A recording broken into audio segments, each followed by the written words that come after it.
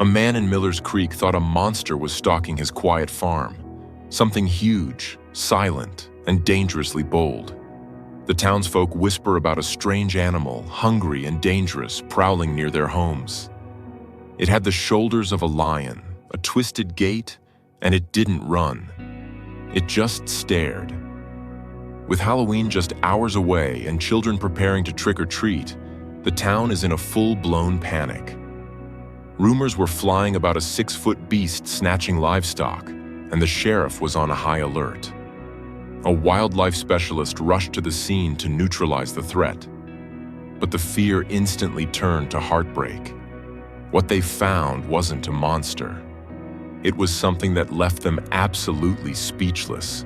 Before we start, hit the like button and make sure to subscribe if you haven't, and hit that notification bell so that you won't miss any new stories. The wind that swept through the valley of Miller's Creek that late October carried the crisp, dry scent of fallen leaves and the impending promise of winter. For Beavis Miller, a man of 74 years who lived at the very edge of the tree line, the silence of the season usually brought a familiar, aching comfort. Since his wife, Martha, had passed 3 years prior, Beavis had let the farm go quiet. The cattle were sold, the fields leased out to younger men, and the barn stood as a hollow cathedral of dust and memories. But this week, the silence had been broken. It started on a Tuesday, just as the sun was dipping below the jagged spine of the Blue Ridge Mountains. Beavis had been on his porch, nursing a mug of black coffee, when he saw the movement near the old oak stump at the perimeter of his yard. It wasn't a deer. The movement was too fluid, yet strangely labored. It was low to the ground, heavy and tawny. By Thursday, the sightings had become more frequent.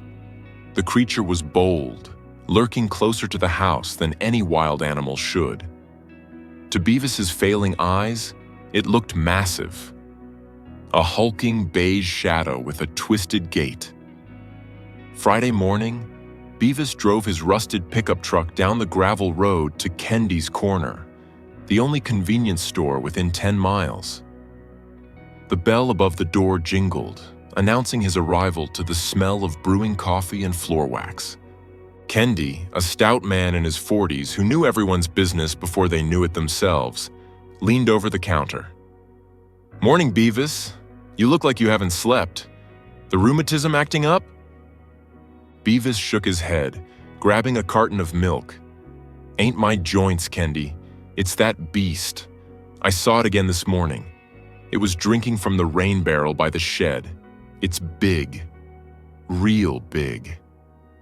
Kendy frowned, wiping his hands on a rag. "You sure it ain't just a coyote, Beavis?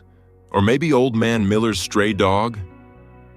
"I know what a dog looks like," Beavis snapped, his voice rising. "This thing, it's got the shoulders of a lion. No tail to speak of, just a nub. It walks with a limp, dragging its back leg. It looked at me, Kendy. It didn't run. It just stared."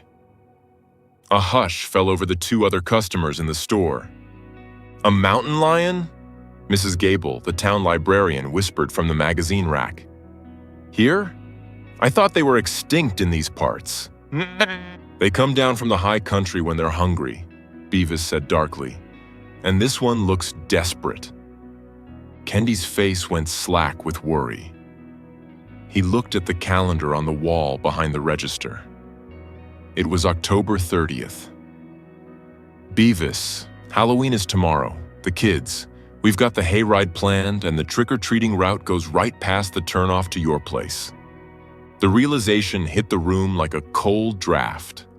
A predatory cat, potentially injured and hungry, prowling the edges of a neighborhood full of children running around in the dark. "I can't take the risk," Kendy said, reaching for the landline phone. "I'm calling the DNR, Department of Natural Resources. If there's a cougar stalking folks, they need to know." Beavis nodded grimly.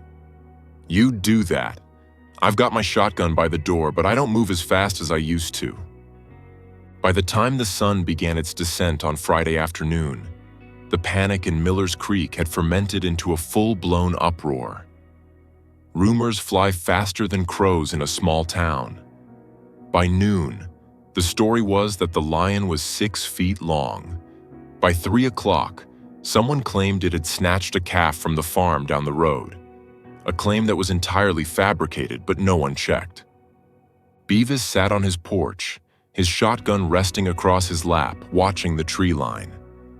He felt a heavy burden in his chest. He didn't want to kill anything. He had spent a lifetime raising animals, and he respected the wild ones. But he was old, and he was alone, and the thing lurking in the shadows felt like a harbinger of something terrible. Around 4 o'clock, a green SUV with the state emblem on the door crunched up his driveway. A woman stepped out. She looked to be in her late 30s, with hair pulled back in a severe ponytail and eyes that looked like they had seen too many difficult winters. She wore a vest that read, "Wildlife Rehabilitation and Rescue Specialist." "Mr. Miller?" she called out, keeping her hands visible. "I'm Dr. Lena Harris. Kendi called the station. Said you've got a mountain lion problem?" Beavis stood up slowly, his knees popping. "That's what it looks like, ma'am. Big, tan, limping." Dr. Lena approached the porch, her gaze scanning the property. "We've had no confirmed cougar sightings in this county for a decade, but transients do happen. If it's injured, that makes it dangerous. It can't hunt normal prey, so it goes for the easy stuff." "Like me?" Beavis asked dryly. "Or pets, or livestock," she corrected gently. "I'd like to take a look around. If we can tranquilize and relocate, that's the priority. If it's aggressive..." She didn't finish the sentence, but her hand drifted to the tranquilizer rifle slung over her shoulder. They spent an hour walking the perimeter. The autumn leaves were thick on the ground, making tracking difficult, but Lena found prints near the barn. She knelt, examining the mud. "These are distinct," she muttered, frowning. "The pad is wide, but the stride is short. Very short." "Is it a lion?" Beavis asked, gripping his walking stick. "It's a feline, definitely," Lena said, standing up and brushing dirt from her knees. "Let's check the barn. Animals often seek shelter when the weather turns, especially if they're sick." The barn was a cavernous structure, smelling of old hay and sweet rot. Beavis flipped the switch, and a few dusty bulbs flickered to life, casting long, eerie shadows against the wooden stalls. "Stay behind me," Lena whispered. They moved slowly down the center aisle. A rustle came from the last stall on the left, the one Bevis used to keep his prize mare in years ago. It was deep in the shadows.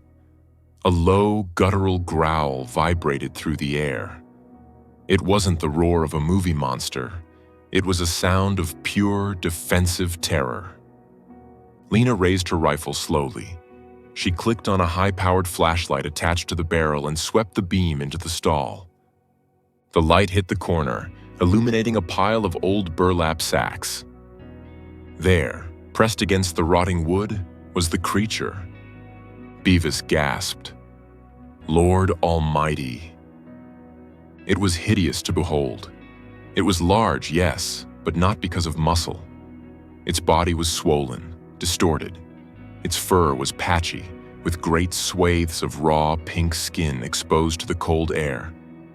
One ear was tattered, and its face was a map of scars. It hissed, baring teeth that looked too big for its jaw.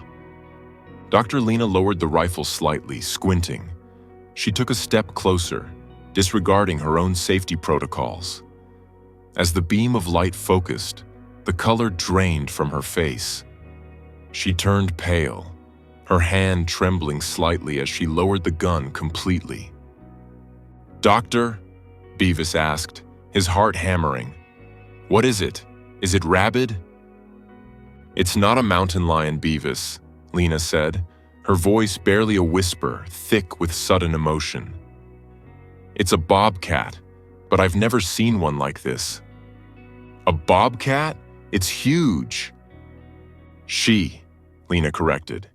She looked at Beavis, her eyes wide with shock and pity.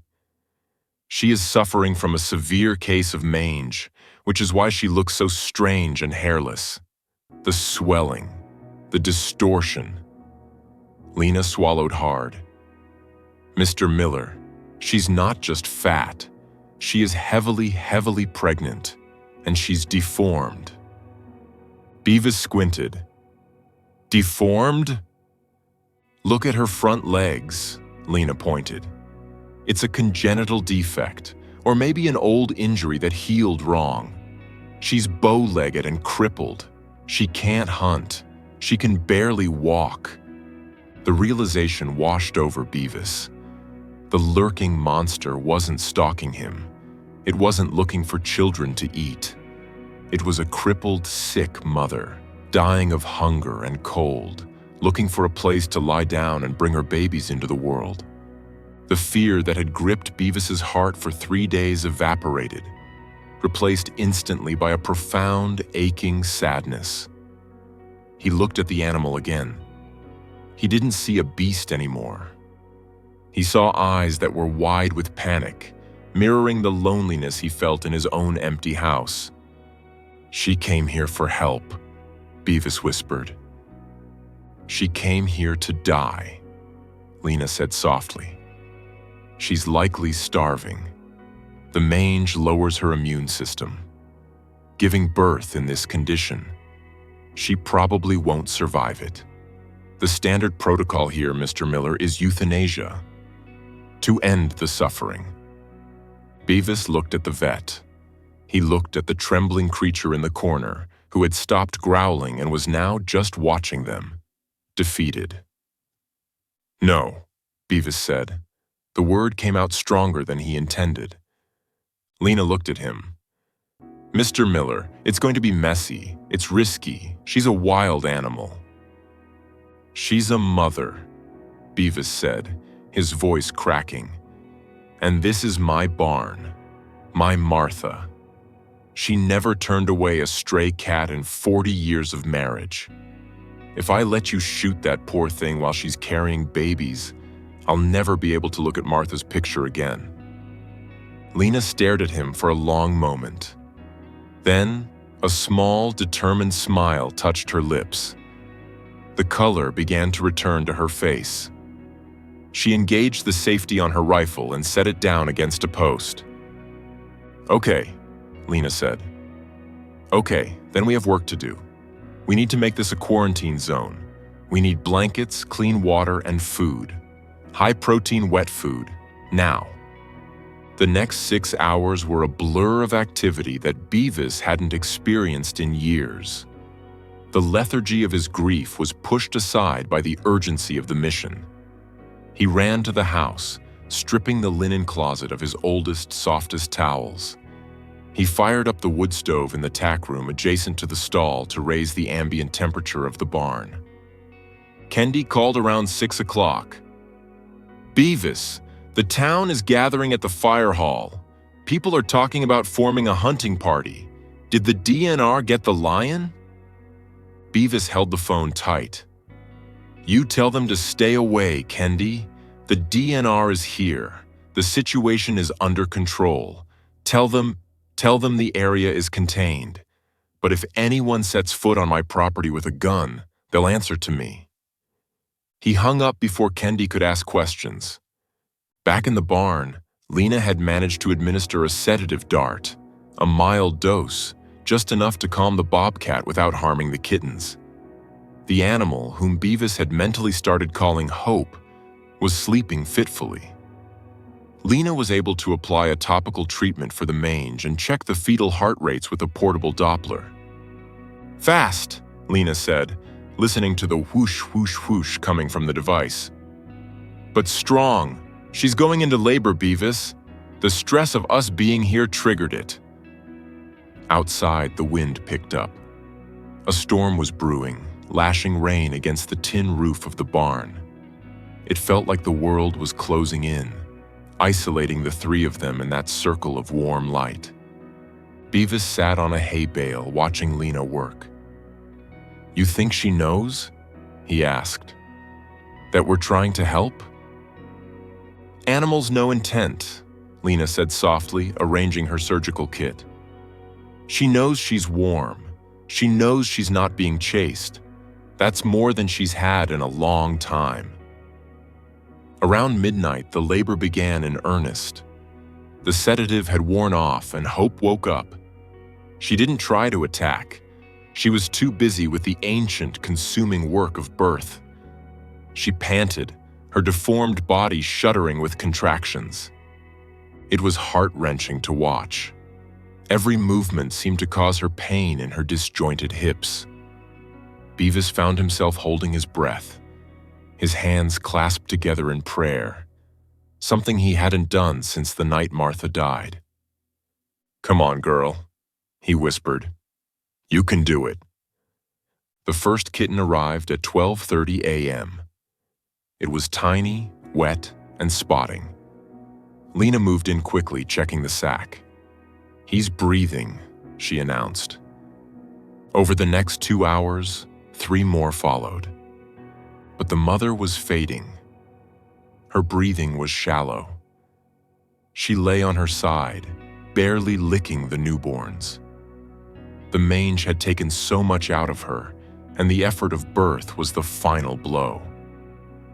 "She's crashing," Lena said, her voice tight. She reached for a syringe of glucose and fluids. "Hold the flashlight steady, Beavis." Beavis leaned over the stall gate, the light trembling in his hands. He watched as the vet fought for the life of a creature that most of the town wanted dead. He saw the tenderness in Lena's hands. He looked at the bobcat's face, the scars, the hairless patches, and he saw a beauty there that defied explanation. It was the beauty of endurance. "Don't you leave them," Beavis told the cat sternly. "You fought this hard to get here. You don't quit now." Maybe it was the fluids. Maybe it was the warmth of the barn. Or maybe it was simply the stubborn will of a mother. But as the storm outside began to break, Hope lifted her head. She gave a low, raspy mewl and began to groom the kitten closest to her nose. Lena let out a breath that sounded like a sob. "She's back. She's stabilizing." Beavis slumped against the barn wall, exhausted, tears tracking through the dust on his cheeks.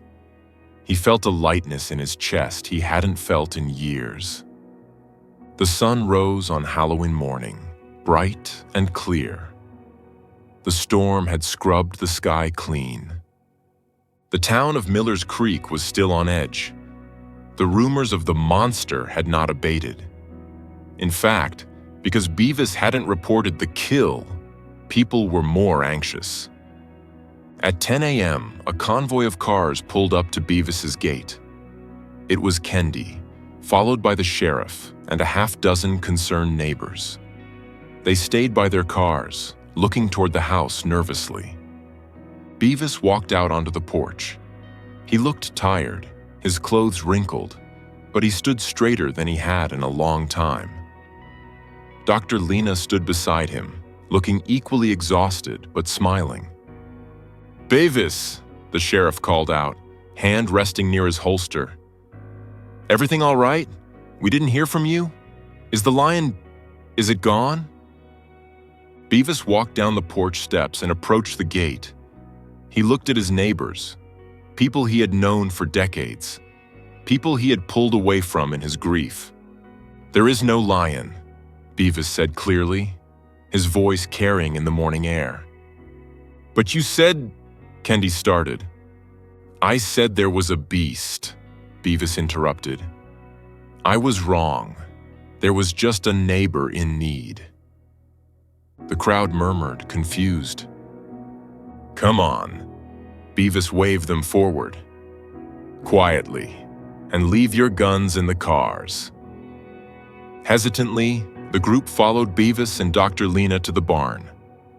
They stepped into the dim warmth, the smell of hay and antiseptic hanging in the air. Beavis led them to the stall at the end. "Look," he whispered. Anna, Kendi, the sheriff, and the neighbors peered over the gate. There, nestled in a bed of premium straw and Beavis's best monogrammed towels, was the bobcat. She was sleeping deeply. Curled against her belly were 4 tiny spotted balls of fur nursing contentedly. The monster looked small now. The disfigurement of her legs was visible, as was the patchiness of her fur. But in the soft light, she didn't look grotesque. She looked peaceful. "It's a bobcat," Mrs. Gable whispered, her hands flying to her mouth. "Oh, the poor thing, look at her scars." "She's been through hell," Dr. Lena said softly to the group. "She has a birth defect and severe mange. She was looking for a safe place to give birth. If Mr. Miller hadn't spotted her, and if he hadn't let me treat her, she and these kittens would be dead in the woods right now." The sheriff took off his hat, scratching his head. "So, no child-eating lion?" "Just a mother trying to survive," Beavis said. He looked at Kendi. "You can tell the kids to trick or treat. The only thing dangerous in this barn is how cute those kittens are." A ripple of laughter went through the group, breaking the tension. The fear evaporated, replaced by that universal human reaction to new life. "What happens now?" Kendi asked. "I'm taking them to the sanctuary center this afternoon," Lena explained. "The mother, Beavis named her Hope, needs extensive medical treatment. She'll never be released back into the wild. Her legs are too bad, but she'll live a good life in our enclosure. And the kittens, once they're weaned and raised with limited human contact, they'll be released back into the mountains where they belong." Beavis reached over the gate and lightly touched the tip of the sleeping mother's ear.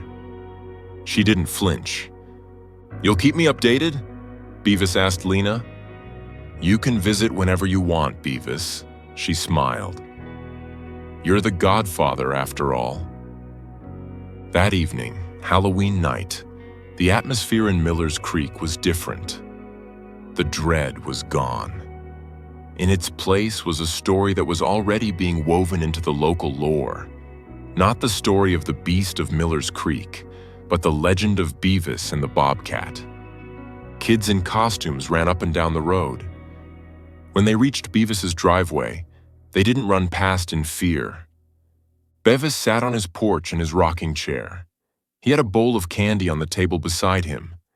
The first time he'd bought candy in 3 years. A group of kids dressed as superheroes and ghosts timidly walked up the drive. "Trick or treat," they chorused. Beavis smiled, dropping chocolate bars into their plastic pumpkins. "Mr. Beavis?" a little girl dressed as a witch asked.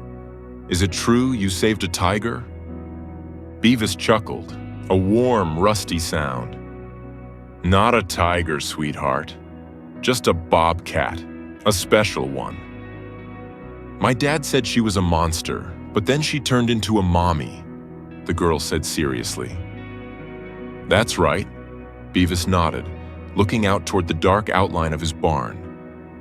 "Sometimes things look scary because we don't understand them. And sometimes they just look scary because they're hurting." As the kids ran off giggling into the night, Beavis leaned back in his chair. The house behind him didn't feel quite so empty. The barn didn't feel quite so hollow. He looked up at the moon, and for the first time since Martha had passed, he didn't feel like he was just waiting out the clock. He had saved a life today. 4 lives, actually. He took a sip of his coffee, feeling the warmth spread through his chest. Tomorrow, he decided, he would go to the sanctuary to see Hope. And maybe, on the way back, he'd stop at Kendi's for a long chat. The winter was coming, but for the first time in a long time, Beavis Miller wasn't afraid of the cold. He knew that even in the darkest woods and the coldest nights, life found a way to endure. And as long as there was life, there was reason to keep the lights on.